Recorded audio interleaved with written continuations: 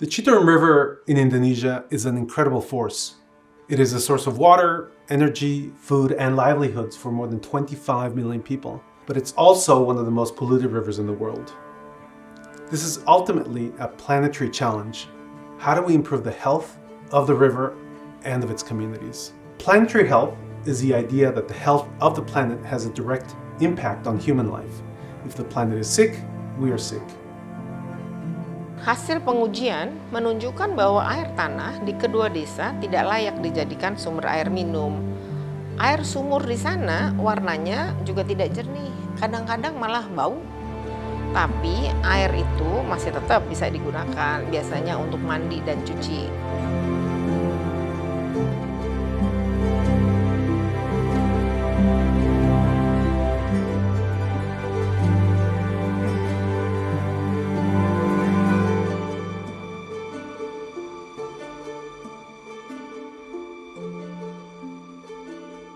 Kondisi hidrologis Sungai Citarum, dia merupakan daerah aliran sungai yang kemudian dia terdiri dari banyak anak sungai sampai dengan orde kelima. Das Citarum merupakan sungai terpanjang di Jawa Barat, sepanjang 270 km, mengalir dari ujung Sumedang sampai di hilirnya itu adalah Bekasi. Salah satu anak sungainya atau kemudian kita menyebutnya adalah subdas, itu adalah Sungai Citarik. Sebetulnya Sungai Citarik ini berada di cekungan Bandung, didominasi oleh clay yang sangat tebal, yang berarti bahwa memang ketika ada air atau ketika terjadi musim hujan, itu air tidak cepat meresap ke dalam tanah. Desa kami, Desa Cibodas, Desa Padamukti, Desa Langansari, Desa Panyadap itu November, Desember, Januari itu pasti terdampak banjir. Nah, setelah program normalisasi di tahun 2004 barulah alur Citarik itu diluruskan hingga menyisakan Oxbow. Saya lahir tahun 1978. Dari kecil saya tahu perihal sungai. Cuman bedanya sekarang, untungnya dulu itu bisa mancing, bisa main di sungai. Kalau sekarang kan udah banyak sampah.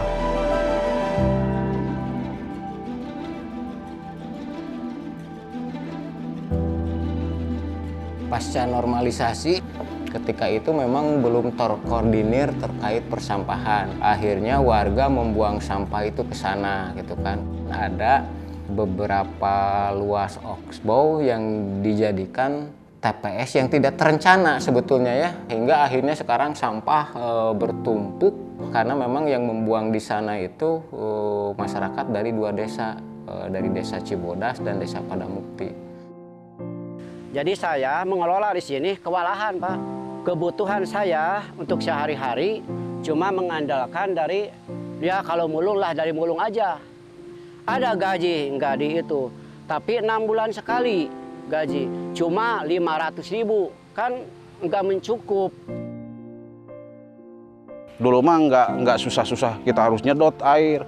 Jadi panennya jadi dari 100% jadi 25% gitu, Pak. Dulu bisa 2 kali dulu. Sekarang karena kan itu masalahnya di kendala di air. Dibilangnya petani sekarang mah itu memanjangkan makan aja. Kalau dibilang keuntungan, untung nggak ada untung. Sama ya lingkungan ini ya, kan di sini masih banyak warga yang menggunakan belum semua yang punya speed tank gitu. Jadi masih ada yang dibuang ke sungai. Dan itu nanti terlihat mulai dari perubahan warna, perubahan bau, dan apalagi perubahan rasa ya. Jadi dengan demikian peruntukannya menjadi menurun derajatnya.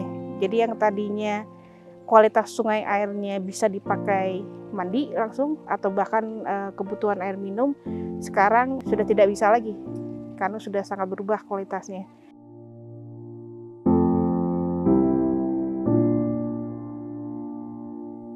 We believe that the Citarik Ecowisata project is an excellent opportunity to bring all of the different stakeholders together to find integrated solutions to a very big problem.